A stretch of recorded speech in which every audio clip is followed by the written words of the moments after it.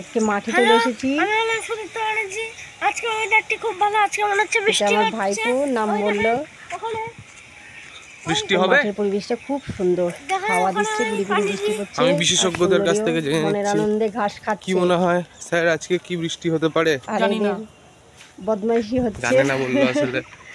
কি দুষ্টুমি করছে। বৃষ্টি হবে বলে খুব আনন্দে ঘাস খাচ্ছেন। ওই দেখেন, ওই দেখেন, ওই দেখেন কি দেখবে। সুন্দরী সুন্দরী, আরে ডাক আরে চলে আরে আরে আয়। আরে আরে তুমি বাড়ি গিয়ে খুঁজে রান্না হচ্ছো বান্না কেন? করতে হবে তো আমাকে। আলে দেখেছো, আলে দেখেছো? আলে, সরি সরি সরি, তুমি থাক, ঘাস খাও, থাক। তোমাকে কিছু বলা যাবে না। এত সুন্দর পরিবেশ, ওদেরও খুব ভালো লাগছে আসলে। আজকের দিনটি বৃষ্টি হবে, খুব খুব হাওয়া আনন্দ বইছে। করছে। আমরা এখন হাওয়ার মধ্যে আছি। হাওয়ার মধ্যে আছি আমরা, এটা আবার কি থাক, কথা? আমি বাড়ি যাই। আমরা এখন হাওয়া বাড়ি খাচ্ছি গিয়ে রান্না এখানে। বাসাই। এই দেখো বন্ধুরা, মাঠ থেকে চলে এসেছি স্নান করে, জোগাড় করে নিয়েছি সব রান্নার। বাটা মাছ লবণ হলুদ মেখে আগে ভেজে নিই। বাটা মাছের একটা জড়িদার রেসিপি হবে, তা তোমরা সম্পূর্ণ ভিডিওটি দেখো।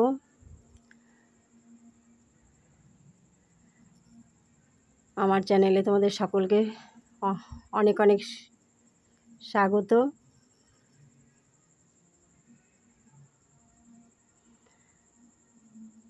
কড়াই তেল গরম হয়ে গেছে,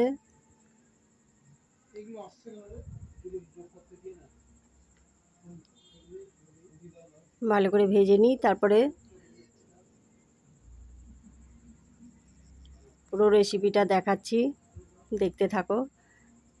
বাটা মাছ খুব ভালো লাগে এভাবে জড়ি রেসিপি করলে। পেঁয়াজ কলি, আলু, টমেটো, ধনেপাতা, আহা হা, কি দুর্দান্ত লাগে। লাল লাল করে ভেজে নিলাম মাছগুলো। তো বন্ধুরা, তোমাদের কেমন লাগছে আমার ভিডিও একটু অবশ্যই জানিও। ভালো লাগলে একটা লাইক করো,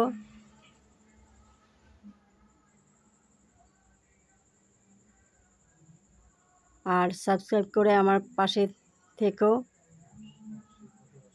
আর যে সকল বন্ধুরা আমার পাশে আগে থেকেই আছো তাদেরকে অনেক অনেক ধন্যবাদ। তো এইভাবে আমার ভিডিও দেখো, ওয়াচ করো, অ্যাড শুদ্ধ দেখো।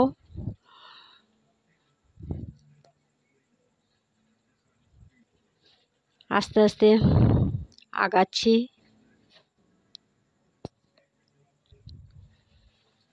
তা তোমাদের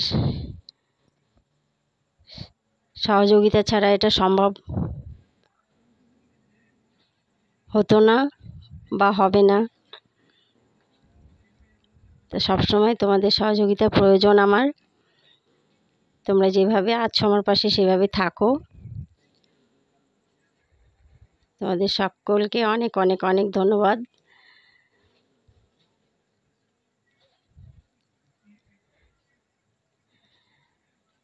তো মাছ ভাজা হয়ে গেল, তেল ছিল আর অল্প দিয়ে দিলাম তেল। একটু কালো জিরে ফোড়ন দেব। কালো জিরেটা আমার বেশি একটু দিই সব তরকারিতে, কালো জিরেটা মাস্ট।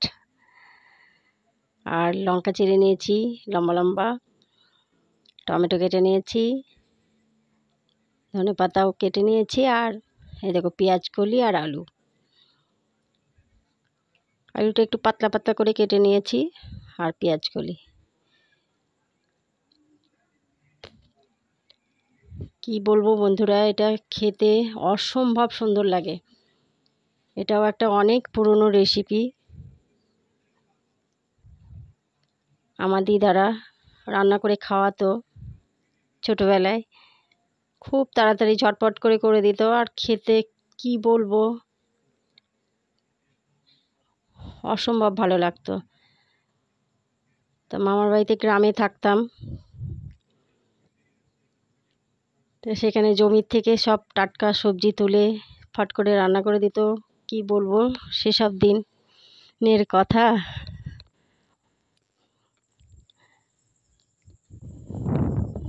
তা অনেক কিছুই শেয়ার করলাম বন্ধুরা।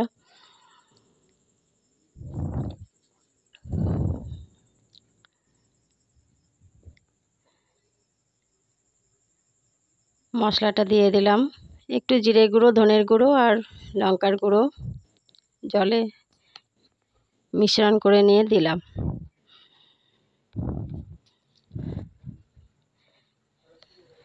তো মা দিদার কথা মনে পড়লেই ভেতরটা স্তব্ধ হয়ে যায়, কিছুক্ষণ কথা বলতে পারি না আমি। দিদাকে অনেক দিনই হারিয়েছি আর মাকে সদ্য হারিয়েছি, সেটা আমি শেয়ার করতে পারিনি কারোর সাথে।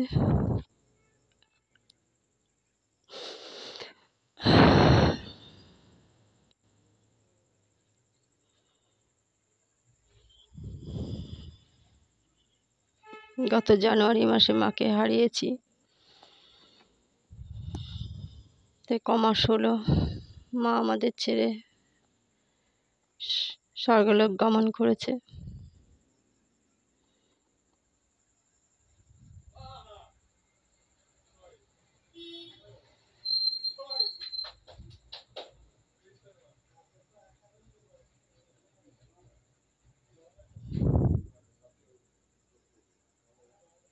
তো বন্ধুরা, আজকের মতো এটুকুই থাক,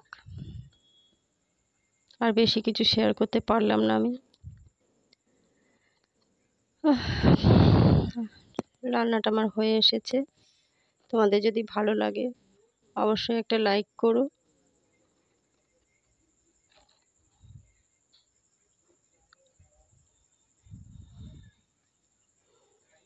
ঝোল ফুটে এসেছে, মাছটা দিয়ে দিলাম।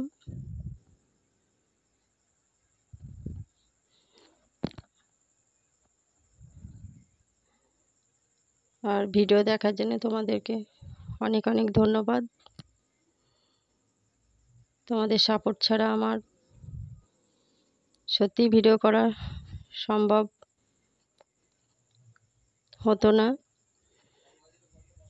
যেটুকু করছি সবটুকুই তোমাদের আশীর্বাদ।